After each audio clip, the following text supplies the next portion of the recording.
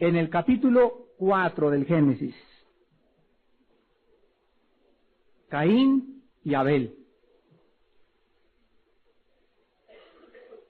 Este capítulo 4 del Génesis tiene una relación muy estrecha, muy íntima con el que acabamos de estudiar, o sea, con el capítulo 3. En el capítulo 3, nosotros analizamos el principio o el comienzo del pecado. En este capítulo tenemos el progreso del pecado y sus frutos. O sea, vamos a ver cómo en el capítulo 4 el pecado comienza a multiplicarse y vamos a ver cómo el pecado produce frutos de muerte. En el capítulo 3 vimos el pecado en un individuo, en Adán y en su esposa Eva. Bueno, aquí vemos el pecado ya en una familia entera. Como la lepra, la Biblia nos enseña que el pecado contamina, se multiplica y acaba con la persona. Se propaga con una velocidad más grande que el SIDA y el pecado acaba llevando a la persona a su propia autodestrucción. En el capítulo 3, el pecado fue contra Dios. En el capítulo 4, el pecado es el hombre contra el hombre.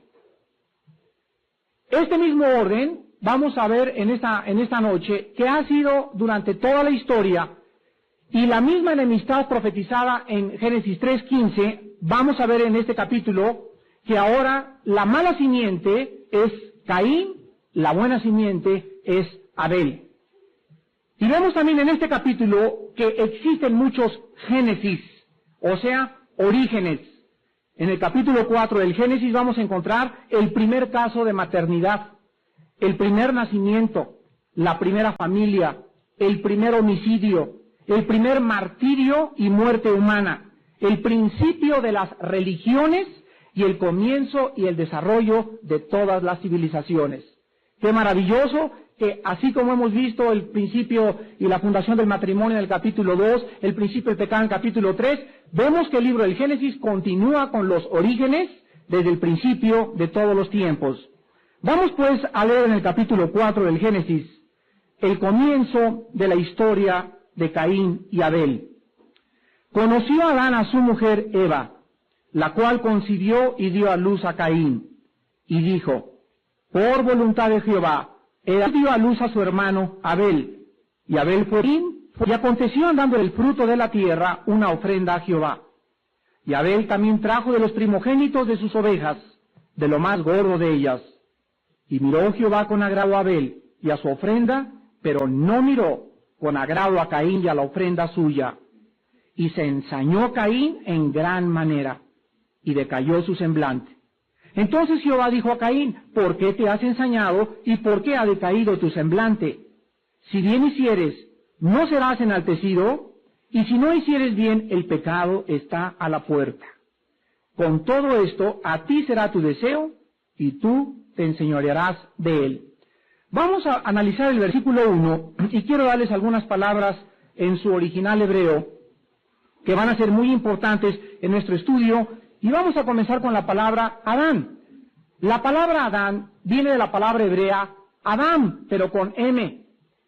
Y esto significa literalmente el hombre en todo su sentido genérico. O sea que cuando nosotros decimos Adán, la palabra en el hebreo involucra a hombres y a mujeres. Está hablando en todo su sentido genérico y la traducción griega de esta palabra es la palabra antropos, de donde tenemos la palabra antropólogo o antropología. Y cuando hablamos nosotros de la antropología, estamos hablando ¿de qué? Del estudio del hombre. Pero ahí se inmiscuye tanto el sexo femenino como el sexo masculino. Entonces, en la Biblia, la palabra Adán se tradujo muchas veces también como gente. Cuando hablamos de la gente, nos estamos refiriendo a hombres y a mujeres. Vemos también otra palabra aquí en el versículo 4, muy importante, que dice así, conoció Adán a su mujer. ¿Qué significa eso de que la conoció, que se la presentaron? No, porque en el capítulo 3 ya la conocía, tanto que lo arrastró al pecado. Bueno, esta palabra conoció es la palabra hebrea yada, con Y, Y-A-D-A, yada. Y esta palabra en toda la Biblia, tanto en el Antiguo como en el Nuevo Testamento, indica la relación más íntima entre un hombre y una mujer en su vida sexual. Vuelvo a repetir, la palabra yada, o cuando ustedes leen en la Biblia, conoció José a María, nos está hablando de una íntima relación en el aspecto físico, en el aspecto sexual. Vamos a ver en Mateo 1:25 esta misma palabra en el griego, y vean ustedes que tiene el mismo significado desde el comienzo de la Biblia. Mateo 1:25. Y dice así, pero no, ¿qué cosa? Ahí está, no la conoció, o sea, no estamos hablando de que, ¿cómo estás, María? No, ellos ya se conocían. No la conoció hasta que dio a luz a su hijo primogénito y le puso por nombre Jesús. Este versículo nos habla que José y María tuvieron relaciones sexuales normales, pero este versículo nos dice que sus relaciones comenzaron después del nacimiento de Jesucristo. El nacimiento de Jesús fue virginal. José no tuvo nada que ver. Y la palabra hasta nos muestra que después de que nació Jesús, entonces comenzaron a tener una vida sexual normal. ¿Por qué? Porque las relaciones sexuales es algo maravilloso dentro del matrimonio. Dice en 1 Corintios 7 que cada hombre tenga a su mujer y que los dos cumplan con el deber conyugal. Vamos a ver otra palabra también, regresamos a Génesis, y es la palabra Caín. Los etimólogos, sobre todo en el área del hebreo, están discrepando en cuanto a la traducción, porque es la palabra Caín en el hebreo, con Q, Q-A-Y-I-N. Y esta palabra tiene dos significados en el original hebreo. Una es lamento, y la otra es posesión. Vean ustedes la divergencia entre estas dos palabras, pero es importante que nosotros mantengamos esto, porque cuando veamos la historia de Caín, vamos a ver que cada nombre en la Biblia, cada nombre, tiene que tener un significado en relación con el carácter de la persona. Cada nombre en la Biblia nos está hablando del carácter de la persona. Y en último lugar, la palabra Abel. La palabra Abel es la palabra Ebel, con H, Ebel en el hebreo. Y esta palabra se tradujo en el libro de Eclesiastés, vanidad. Entonces la palabra Abel significa vanidad, no vanidoso, vanidad, vacío, sin propósito ni significado. Esta palabra, vuelvo a repetir, es la palabra que Eva le pone a su hijo cuando ella cree, vamos a ver ahora, Eva cree que Caín, vamos a ver que es el primero que nació, es la promesa de la simiente de 3:15. Y le pone a ella el nombre de Caín, y a Abel le pone Abel porque dice, no, este no, el bueno, el premiado es este. De ahí viene la simiente. Lo vamos a ver más adelante. En segundo lugar, quiero mostrarles a ustedes, antes de comenzar a penetrar en este pasaje, que el nacimiento de estos dos niños, escuchen muy bien, nos ilustra el método que Dios ha escogido para traer seres humanos a este mundo. Dios usa 4 métodos para traer almas al mundo. Apúntenlas, por favor, es muy importante. 4 formas en que seres humanos han nacido en este mundo. Vean ustedes, en primer lugar, Adán, sin padre ni madre. 2, Eva, nada más con padre, no tuvo madre. 3, Cristo, nació sin padre. Y los demás seres humanos, con padre y con madre. ¿Ya se dieron cuenta?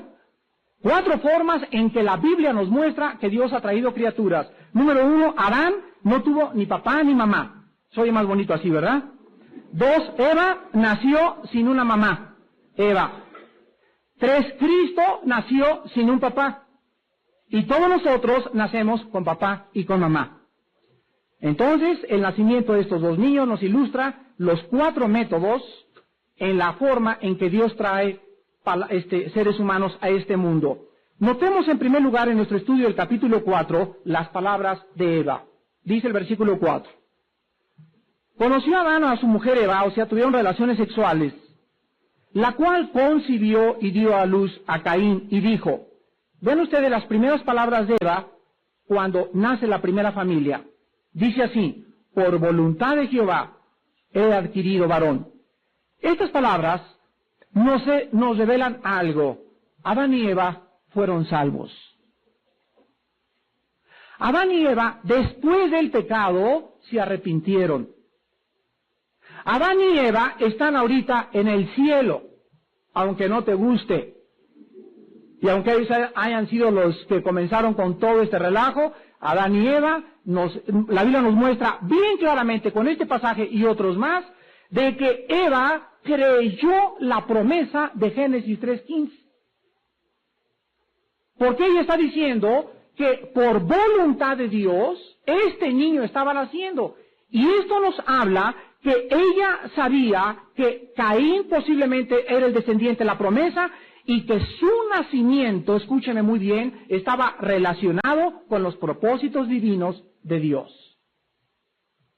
Ella sabía que el nacimiento de su hijo estaba relacionado con la promesa de Dios en Génesis 3:15. En segundo lugar, vemos en el versículo 2, después dio a luz a su hermano Abel. Y Abel fue pastor de ovejas y Caín fue labrador de la tierra. Aquí tenemos los dos primeros oficios que todo ser humano ha conocido en este mundo. El primer trabajo que ha habido en este mundo ha sido el pastor de ovejas. Y en segundo lugar, los labradores o los granjeros, como le llaman. Ahora dice el versículo 3, y aconteció andando el tiempo, que Caín trajo del fruto de la tierra una ofrenda a Jehová. Esta palabra, andando el tiempo, nos muestra dos cosas. Y aprendemos las dos lecciones más importantes para toda la humanidad en estas palabras que encontramos en el versículo 3. Y aconteció andando el tiempo que Caín trajo una ofrenda a Jehová. Nos muestran, en primer lugar, que el hombre tiene que adorar combinando el trabajo. Nos muestra claramente que la palabra adorar, tanto en el hebreo como en el griego, significa postrarse delante de Dios. Eso es lo que significa adorar. Adorar significa llegar e inclinar. Los que no conocen a Dios se inclinan ante Buda, ante Mahoma, ante el cielo, ante los santos, ante hombres, pero cualquier persona que venga y reconozca en su corazón a una deidad enfrente de él, está adorando. Aquí encontramos nosotros entonces que la palabra adorar no es recibir, es dar. Qué tristeza que los domingos la gente vaya, todos vamos, ¿a qué? Adorar. Es el servicio o el culto, como le llaman. Pero cuando vamos el domingo vamos a adorar. Y la gente va y dice, bueno, si hay bonitas chavas, me quedo. Otros van a ligar. Otros van a ver si hay bonita música. Y todos van a esperar recibir cuando vamos a dar. Cuando yo voy al servicio el domingo, yo voy con un corazón dispuesto a buscar alguna persona en ese domingo que necesite de mí. A buscar algún desconsolado, algún atribulado, a poder ayudar a alguien, a comunicar mis dones, a contribuir al crecimiento del cuerpo de Cristo. Y no importa qué predicador sea, mientras predique la palabra, Dios te habla a través de cualquier predicador. Cualquier pastor que abra la Biblia y que te predique el domingo con la Biblia, te está hablando Dios. Si tú vas con tu corazón dispuesto a oír lo que Dios te dice. Todos los predicadores tienen un mensaje a nuestro corazón. Vemos entonces aquí en primer lugar que el ser humano fue creado con un propósito específico. No era el propósito específico ser labradores, ser ingenieros, ser doctores, tener premios Nobel, etcétera, etcétera. El principal propósito por el cual Dios nos creó fue para adorar. Para reconocer que hay un Dios en el cielo y en la tierra, que su poder y su deidad se hacen manifiestos y que todo ser humano es inexcusable al ver la creación tan perfecta de este universo y que el ser humano tiene que hincar su rodilla delante de Jesús. Porque Él es el Señor y Él es el Salvador. Entonces fuimos creados para eso. Ahora, en segundo lugar viene el trabajo. Pero no queramos poner primero el trabajo y hacer de nuestra vida una máquina de trabajar y convertirnos en animales y en burros, porque no somos animales ni burros, pero muchos, como no conocen a Cristo ni el propósito específico por el cual nacieron, se dedican a hacer dinero y dinero y dinero y trabajan de 8 de la noche a 10 de la noche y amontonan y amontonan y amontonan y de repente desaparece todo aquello que juntaron sin haber descubierto el propósito por el cual fueron creados. Hace una semana que regresaron los jóvenes de Cabo San Lucas, mi hijo Alan tenía una historia que contarme y me dijo, fíjate papá que en Cabo San Lucas llegó un muchacho que recibió una herencia en San Diego de más de $20 millones. Muchacho joven, y entonces ahí en Cabo San Lucas se mandó a hacer una casa de $500,000. Imagínense qué casa. Entonces ya que acabó su casa preciosa con mármoles y colchones persas y quién sé qué tantas cosas, ya que acabó la cosa, estaba con toda su familia, etcétera, etcétera, y dijo, ahora sí, ya he llegado a la culminación de mi vida. De aquí en adelante me voy a dedicar a la dolce vita, a disfrutar de la vida. Hermanos, el próximo día que él entró a su casa, o sea, el primer día que él entraba a su casa para dormir con su familia, cayó muerto de un ataque al corazón, de 28 años de edad. Oyó una voz que le dijo, eres un necio, esta noche he venido a pedir tu alma. Vemos entonces que la gente cree, como esta historia de la Biblia, que es una analogía perfecta con este caso de la vida real, que no importa lo que tú tengas, si tú no tienes la bendición de Dios, tú no disfrutas $50 millones. Es lo que Cristo quería decir en Mateo 4:4, no solo de pan vive el hombre, mas de toda palabra que sale de la boca de Dios. Hay algo más que la comida, hay algo más que los bisteces, hay algo más que los viajes, hay algo más que va más allá de todo lo material. Fuimos creados para adorar, hermanos, entendámoslo, y hasta que no estemos en esa comunión íntima a través del Espíritu de Dios con Jesucristo y con el Padre, nunca podremos descubrir realmente para qué vivimos. En segundo lugar encontramos, en este pasaje, que es el principio de todas las cosas, escúchenme muy bien. Ya que vimos que aprendemos en primer lugar que primero la adoración y después el trabajo, encontramos en segundo lugar que nuestra actitud del corazón determinará nuestro destino eterno. En la forma en que tú te acerques a adorar es lo que va a determinar en dónde pasarás la eternidad. Vean ustedes que hay dos maneras de acercarnos a adorar. La primera forma en que el ser humano se acerca, vamos a suponer que aquí sea Dios, la primera forma en que el ser humano se acerca a Dios es por sus propios medios. El hombre, como no conoce la Biblia, el hombre sabe que hay algo ante el cual ir el domingo, ya sea a la misa, musulmanes, budistas, alguien, pero el hombre tiene eso en su corazón de inclinarse ante una deidad. Pero el hombre adora lo que no sabe. Sabe que hay que adorar, pero adora lo que no saben. Entonces, vean ustedes en Romanos capítulo 10, versículos 2 al 3, lo que el apóstol Pablo escribe respecto a las personas religiosas, las personas que adoran sin conocer a quién están adorando realmente. Romanos 10, del 2 al 3, dice Pablo, porque yo les doy testimonio de que tienen celo de Dios, sí lo tienen, pero no conforme a ciencia. La palabra ciencia es la palabra gnosis, que es la palabra conocimiento. O sea, tienen un celo, pero sin saber realmente por qué lo tienen. Se llama fanatismo. Eso es el fanatismo. Cuando sigues algo sin conocer lo que estás siguiendo. Cuando tú platiques con un católico, con un musulmán, con una persona religiosa, etcétera, etcétera, y le digas, ¿a qué religión pertenece usted? Bueno, a fulana de tal. ¿Y de qué se trata su religión? Miren ustedes, el 95% de la gente no sabe lo que es la misa. Pruébalo con cualquier amigo católico que tú tengas. Pregúntale qué es la misa. Yo te lo garantizo que no sabe lo que es la misa. Adoran sin saber. Tienen celo y dicen que mi religión, y no saben ni siquiera cuáles son los fundamentos de su religión. Eso se llama fanatismo. Dice el versículo 3, porque ignorando la justicia de Dios. Vean ustedes que la ignorancia es voluntaria. Ignorando la justicia de Dios y procurando establecer la suya propia, no se han sujetado a la justicia de Dios. Qué tremendo, ¿verdad? O sea, hay gente que sabe que aquí está la verdad. Y dice,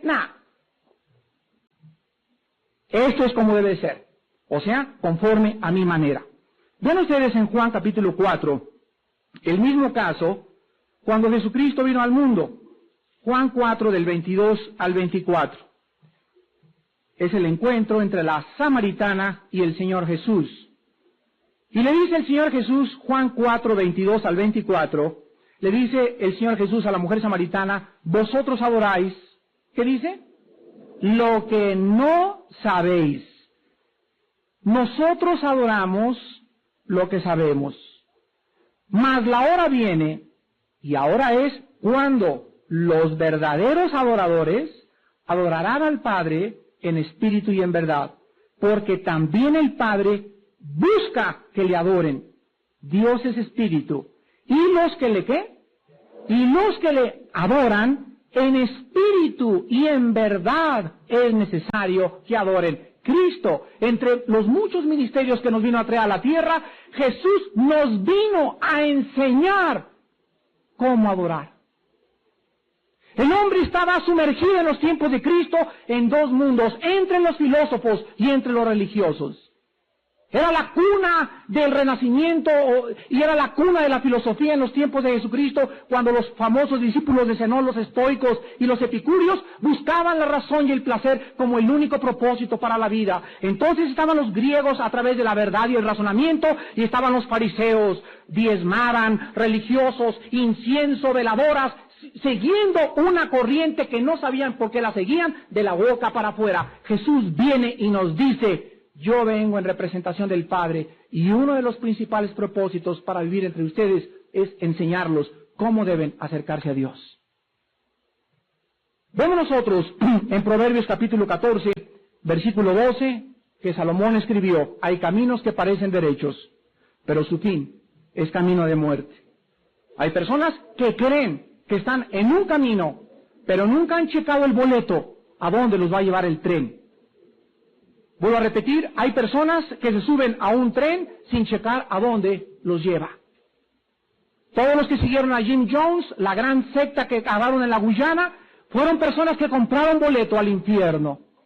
Y nunca se preocuparon en ver qué dice el boleto, a dónde me va a llevar. ¿Cómo es posible que yo me pueda subir al metro sin saber ni siquiera dónde va el metro? Es que ahí va toda la gente, pues como el borras, órale pues con la borregada.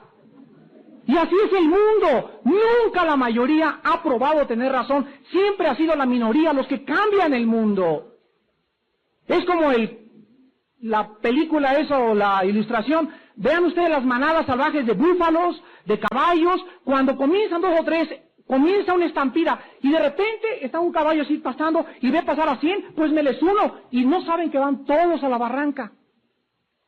Y el líder se los llevó a todos a la barranca. Corrieron porque los demás corrían. Cuando nosotros venimos a Cristo, nosotros checamos en este libro si es o no es verdad lo que nos están enseñando. Checa tu boleto de tu religión antes de que creas que puede llevarte al cielo, porque te puede llevar a otro lugar que tú no puedes jamás imaginarte. Ahora vemos nosotros que Caín era más culpable, porque Adán y Eva le habían inculcado a Caín y Abel cuál era el camino para acercarse a Dios. ¿Se acuerdan ustedes de Génesis 3:21? En Génesis 3:21 vemos predicado el primer evangelio en símbolos. ¿Y de qué forma tan maravillosa se ilustra en Génesis 3:21 que el camino a Dios es a través del derramamiento de sangre? Número 1, a través de la muerte de un inocente. Y número 3, es Dios el que toma la iniciativa. Fue Dios el que los vistió. Los trapos de higuera que se pusieron a Adán y Eva, Dios los desecha.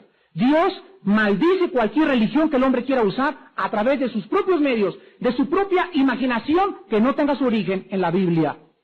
Entonces, Caín era más culpable porque Caín sabía cómo adorar a Dios.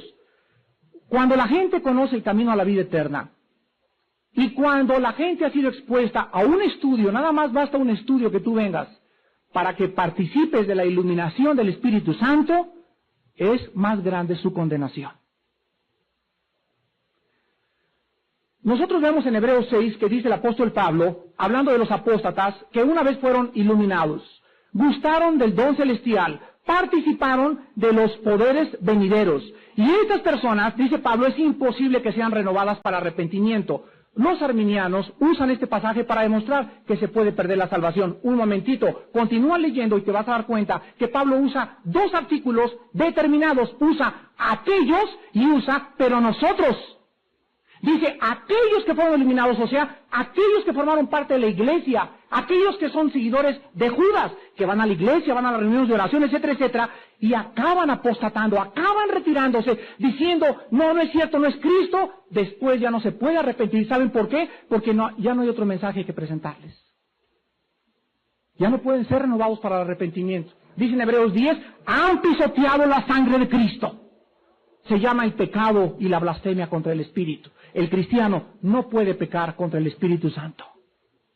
Este pasaje nos describe entonces a aquellos de ustedes que han sido iluminados, que saben que la Biblia, que saben que Cristo, y comienzan a ver que realmente es verdad, y sin embargo rechazan la luz. Y entonces en ese momento Dios les envía un poder engañoso para que crean la mentira. Muy bien, ya conociste la luz, voluntariamente la rechazaste, ahora yo te empujo para que te hundas más rápido.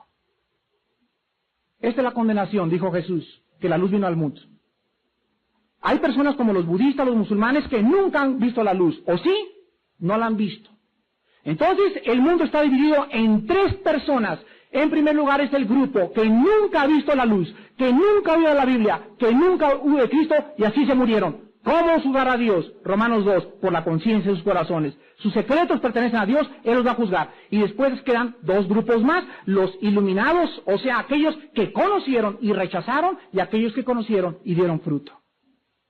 ¿Qué condenación tan grande será para todos apóstatas que pisotearon la sangre de Cristo y sabían que Él era la salvación, y deliberadamente y voluntariamente y con pleno conocimiento de conciencia prefirieron seguir los propios deseos perversos y engañosos de su propio corazón? Nosotros encontramos entonces claramente que Dios nos dice la forma de acercarnos a Él. Cualquier persona que quiera acercarse a Dios por cualquier otro camino está bajo maldición. Maldito es todo aquel que es colgado en un madero, y Jesús se hace por nosotros maldición, se separa de Dios, y ahora Dios establece claramente que la forma de acercarse a Él es a través de la sangre, y sin derramamiento de sangre no hay remisión de pecados. Pero no entiendo, no tienes que entender, tienes que obedecer. Estamos en la guerra, somos soldados, viene la orden del general, aquí comienza la batalla por todos lados, y viene un telegrama, Armando, váyase al estado de Toluca, y se levanta ahí un soldadito. ¿Y por qué? ¿Y para qué? Y no entiendo. Cállese la boca y póngase a caminar al estado de Toluca, allá averigua. Pero ¿bajo qué autoridad? Bajo la autoridad del general. Y si usted no obedece, usted es ejecutado en corte marcial. Cuando usted llega a Toluca, el general le puede explicar por qué, pero en guerra los generales no tienen que dar explicaciones a los soldados. ¿Por qué le quieres tú entonces pedir muchas veces explicaciones a Dios, cuando Dios prueba más que cualquier cosa nuestra obediencia? Es Dios, híncate y ríndele adoración. Vemos nosotros en Levítico capítulo 17, que desde que se establecieron las ofrendas levíticas, las leyes ceremoniales, Dios insiste a través del Espíritu Santo la forma de la adoración. Levítico 17:11. Porque la vida de la carne en la sangre está, y yo os la he dado para hacer expiación sobre el altar por vuestras almas.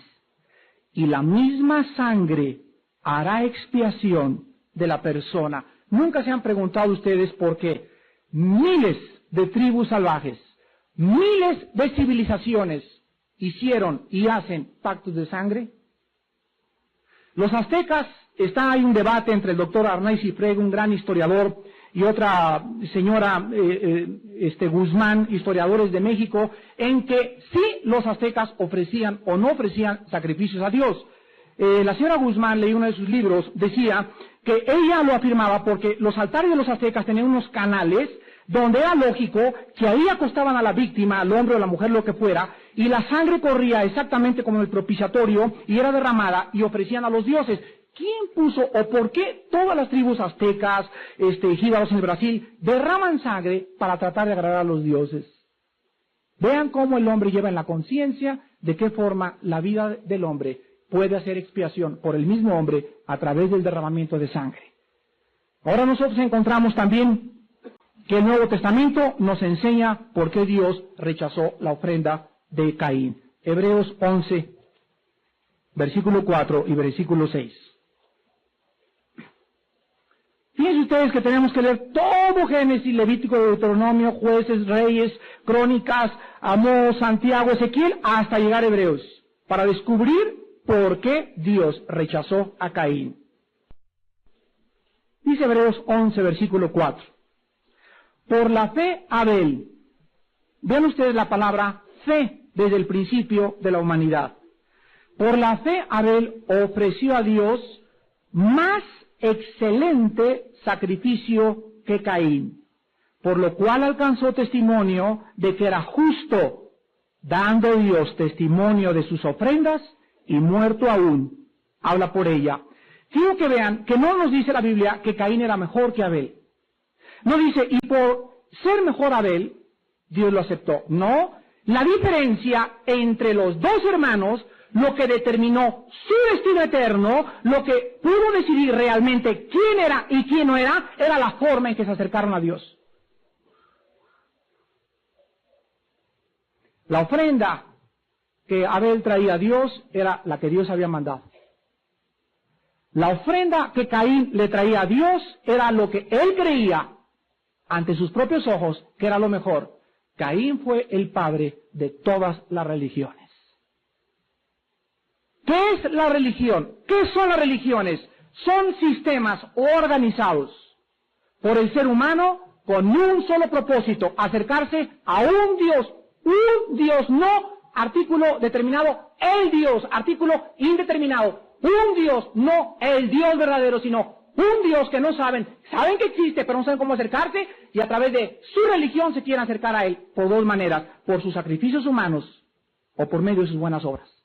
No me importa la religión que tengas, si tú no te estás acercando a Dios independientemente e individualmente en la forma que Él te lo manda, tú y toda tu religión se van a podrir en el infierno. Va a haber millones de católicos en el infierno, millones de protestantes en el infierno, millones de testigos de Jehová en el infierno que no crean en el infierno. ¿Por qué? Porque lo que determina entrar al cielo no es mi religión, ni mis ritos, ni mis sacrificios, ni mis mandas, ni mis bienes primero, sino la actitud en la que yo vengo a Dios todos los días a acercarme en comunión con Él, en espíritu y en verdad. Vemos pues que queda bien claro desde el principio de la Biblia, el principio.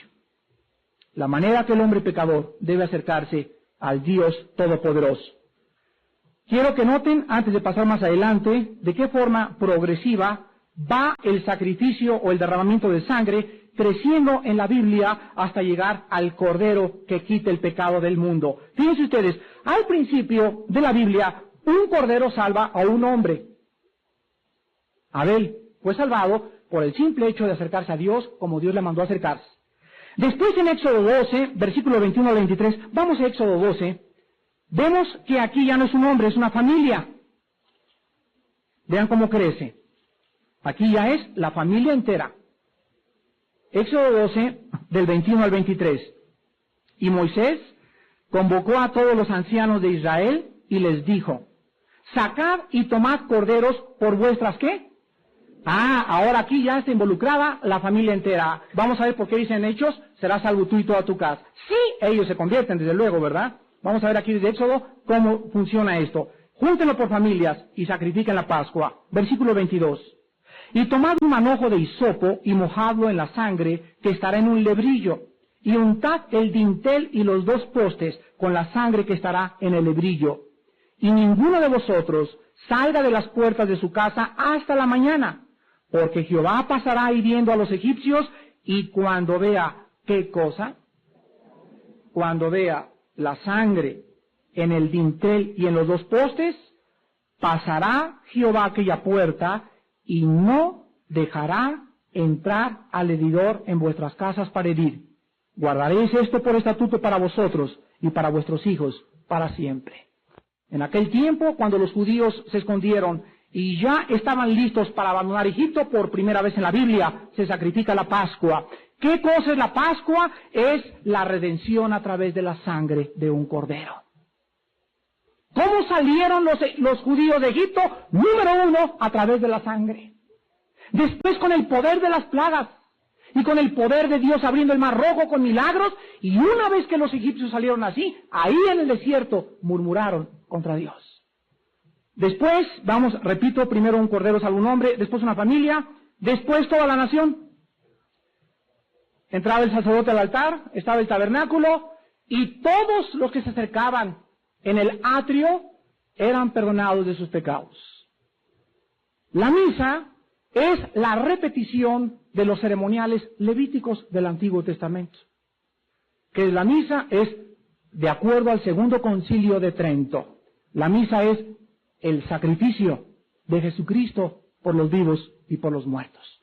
Cuando el Padre dice, introigo al altare Dei ad collectifica juventudes meam en latín, levanta el cuerpo de Cristo de acuerdo a ellos, y por un milagro que Él tiene, convierte en eso en el pan y la sangre de Cristo, etcétera, etcétera, en la transubstanciación. En ese momento, todos los que están en la misa, aunque estén hasta atrás así parados, son perdonados de sus pecados. Adoran lo que no saben. Ahora ya no se necesita que un hombre esté matando a Cristo cada domingo. Ahora, cuando Cristo murió y extendió sus brazos, se rasgó el templo de arriba hacia abajo, no de abajo hacia arriba, de arriba hacia abajo, indicándonos que era Dios el que lo rasgaba de arriba hacia abajo. Era Dios el que nos abría el camino. Y ahora, a través de esa sangre, dice en Hebreos 10, entramos a la presencia del mismo Padre, sin cura, sin nadie, sin sacerdotes, sin hombres, sin ángeles, sin serafines, sin cardenales. Ahora es la sangre de Cristo la que nos ha abierto el camino, y ahora podemos presentarnos delante de Él, porque Él murió colgado en esa cruz. Ya no necesito intermediario, ya no necesito un hombre, ya no necesito un sacerdote ofrecer un sacrificio. Ahora yo puedo entrar con mi Señor y ofrecerle mi sacrificio de una ofrenda viva de mi cuerpo, y Dios me acepta por la sangre de su Hijo Jesucristo. Vamos ahora a acabar y les voy a mostrar a ustedes tres cosas en relación a la adoración de Caín y Abel. Vean qué cosa tan interesante. Tres cosas. Regresamos a Génesis 4. Y observen ustedes tres cosas que corren por toda la Biblia en estos tres primeros versículos. En primer lugar, quiero que noten ustedes en el versículo 3, que dice, y aconteció andando el tiempo que Caín trajo, ¿a dónde? ¿A dónde? Quiero que noten, en primer lugar, que había un lugar para el sacrificio. No dice, aconteció que Caín ofreció, no dice, trajo. Está implicando que había un lugar donde debería de sacrificarse. Ahora vean ustedes que este lugar particular, Dios también había dicho, no solamente que trajeran ofrenda, sino que la trajeran a un lugar en particular. No digo, pues allá debajo, no, Él había establecido un lugar y ahí la trajeron. La palabra trajo nos implica que había un lugar en particular. Esta enseñanza, vean ustedes en Levítico 16, cómo también Dios les dice a los judíos el lugar donde deberían de traer los sacrificios. Levítico capítulo 17, versículos del 1 al 6. ¡Qué armonía tan preciosa de la Biblia! Levítico 17, habló Jehová a Moisés diciendo, habla a Aarón y a sus hijos y a todos los hijos de Israel y diles, esto es lo que ha mandado Jehová. Cualquier varón de la casa de Israel que degollare buey o cordero o cabra en el campamento o fuera de él, y no, ¿qué cosa? Ahí está la misma palabra hebrea de Génesis 4:3, y no lo trajere. ¿A dónde? A la puerta del tabernáculo de reunión para ofrecer ofrenda a Jehová. Delante del tabernáculo de Jehová será culpado de sangre el tal varón. Sangre derramó será cortado el tal varón de entre su pueblo, a fin de que traigan los hijos de Israel sus sacrificios, los que sacrifican en medio del campamento, para que los traigan, por segunda vez se repite, para que los traigan a Jehová a la puerta del tabernáculo de reunión, al sacerdote, y sacrifiquen ellos sacrificios de paz a Jehová. Y el sacerdote esparcirá la sangre sobre el altar de Jehová a la puerta del tabernáculo por tercera vez, y quemará la grosura en olor grato a Jehová. Y nunca más sacrificarán sus sacrificios a los demonios. Los judíos tenían que meterse algo en la cabeza. El tabernáculo era un rectángulo Y en la puerta encontramos que ahí los estaba esperando el sacerdote, inmediatamente venía el sacrificio, inmediatamente después venía el lavatorio, el lugar santo, el lugar santísimo. Toda la gente tenía que entender eso. No podían hacer lo que les diera la gana en relación a la adoración de Dios. Toda la adoración de Dios era perfectamente bien cronometrada, perfectamente bien diseñada. Era Dios el que lo establecía y nadie podía matar un chivo y decirle al sacerdote, no, pues ya lo maté yo por ahí en el campo. Decía, no, tenían que traer a la puerta. Jesús dijo, yo soy la puerta. Si tú no estás adorando donde Dios ha dicho que adores, tu sacrificio es a los demonios. Y encontramos nosotros en el Nuevo Testamento que también Dios estableció un lugar, y dicen los evangelios, en el monte Gólgota, el lugar de la calavera. No murió Cristo dentro de Jerusalén, no murió en Egipto, no lo crucificaron en Samaria. Dios tenía un lugar, un monte, donde esa cruz se convertiría en una redención, en una fuente de sangre que podría derramarse para todo aquel que creyere. Encontramos pues que el hombre solamente puede encontrar perdón de pecados en un lugar nada más, en la cruz del Calvario. Fuera de la cruz.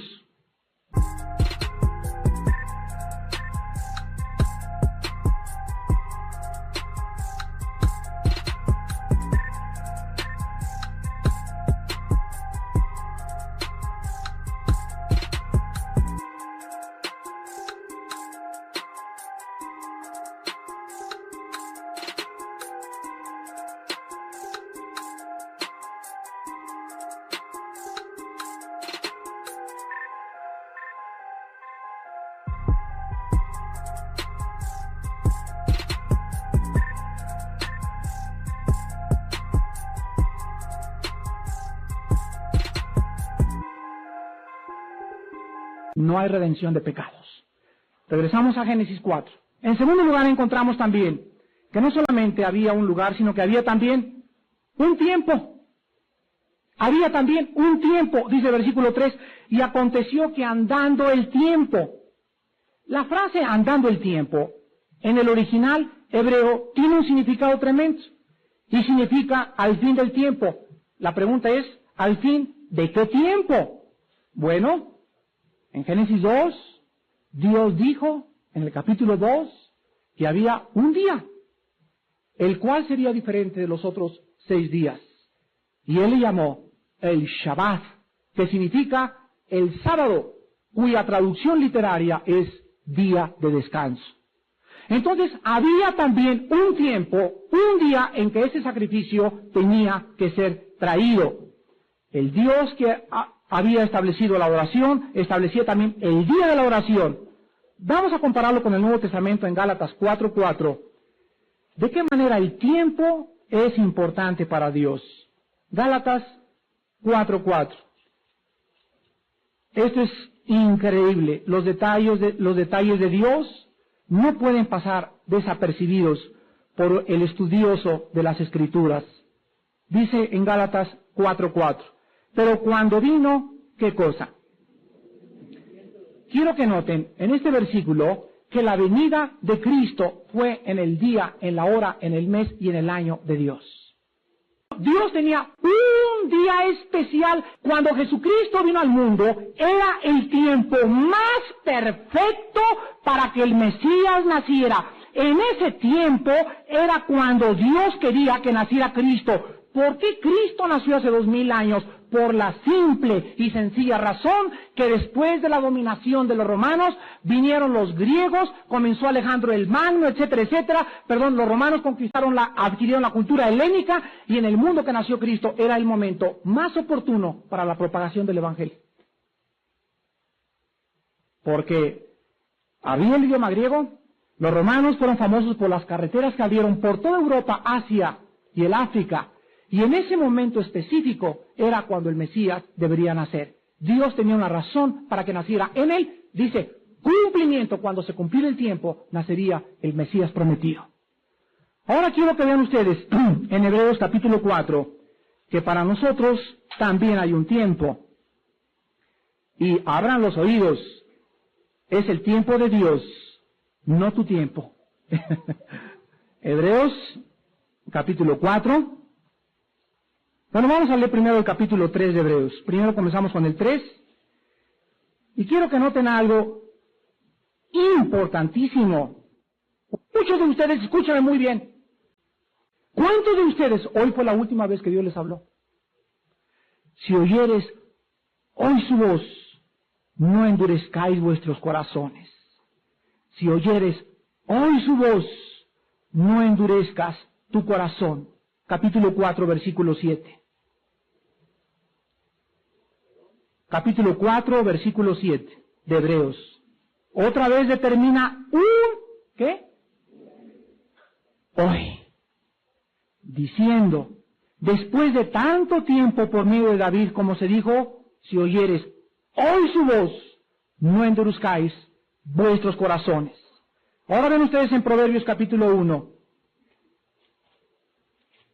de qué manera el Espíritu Santo nos muestra que en el tiempo de Dios, cuando Él dice, no cuando tú crees, cuando tú quieres, es cuando debes recibir a Cristo en tu corazón.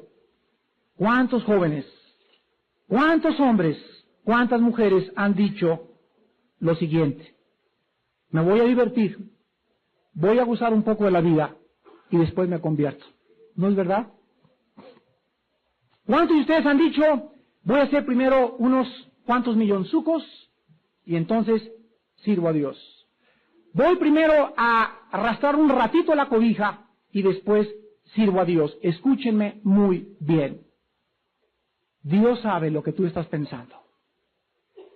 Y esta advertencia tan solemne en el capítulo 1 de Proverbios, versículo 28, nos dice lo que puede suceder. Entonces me llamarán y no responderé. Me buscarán de mañana y no me hallarán. ¿Cuántos de ustedes van a ser como la generación de Noé? ¡Ja, ja, ja, Noé! ¡Ja, ja! ¡Ay, loco! Aquí está la cosa, ven que la disco, hombre. Mira las chelas, mira la cerveza, mira las muchachas ahorita. Y en eso comenzó a coger una gota y otra gota y otra gota y hasta la borrachera se les bajó. ¿Es verdad? ¿Es verdad? ¿Es verdad? Y la puerta se cerró. Noé, ábrenos por favor. Y dice la Biblia, el tiempo de la salvación había pasado. No era cuando ellos creyeran, era cuando Dios les había llamado. El tiempo de Dios es el de Dios, no es el tuyo. Es cuando Él te llama, no es cuando tú quieres. Busquen a Jehová, dice en Isaías, mientras puede ser hallado. Y en último lugar encontramos en este relato de Caín y Abel que no solamente había un lugar donde Dios debía ser adorado, un tiempo donde Dios debería ser aceptado, sino que también existía un medio para poder acercarse a Él. Vemos que el medio para acercarse a Dios no era, repito, sacrificios, peregrinaciones, irte de rodillas caminando. El medio nos muestra que era Jesucristo. El medio era un sacrificio. Sin ese sacrificio nadie podía acercarse a Dios. Entonces encontramos que la historia de los hijos de Adán y Eva habían sido instruidos por sus padres para que ellos entendieran tres cosas y se las enseñaran a sus hijos. Número uno, había un lugar donde Dios podía ser encontrado, en la cruz del Calvario. En la cruz Dios hizo la paz por todos nosotros. Número dos, había un tiempo para venir a Él. Cuando Dios te llama, no te endurezcas. Y número tres, los medios para acercarnos a Él eran como Dios lo había establecido y no como tú te quieras acercar. Bueno, papá, yo también creo en Dios. Bueno, mi vida yo también creo en Dios. ¿En cuál Dios? También el diablo cree en Dios. O te acercas y te sujetas a la ley y a la justicia de Dios, o tú estás bajo condenación. Padre Santo, te damos gracias por la historia de Caín y Abel, porque es el principio de lo más importante del hombre. Aquí vemos en dos hermanos dividida toda la humanidad.